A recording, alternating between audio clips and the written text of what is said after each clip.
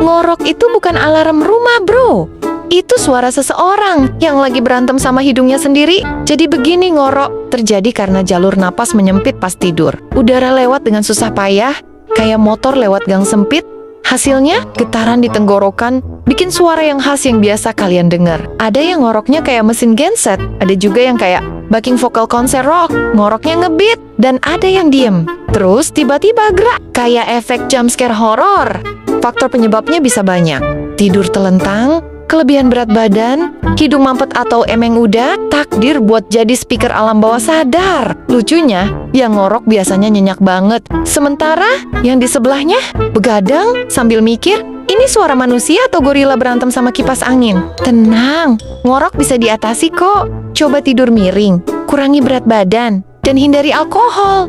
Kalau tetap ngorok, ya udah, rekam aja biar tahu suara kamu tuh bisa viral. Ngorok itu bukan dosa, tapi kalau kamu ngorok sambil nyanyi, mungkin kamu reinkarnasi sound system karaoke.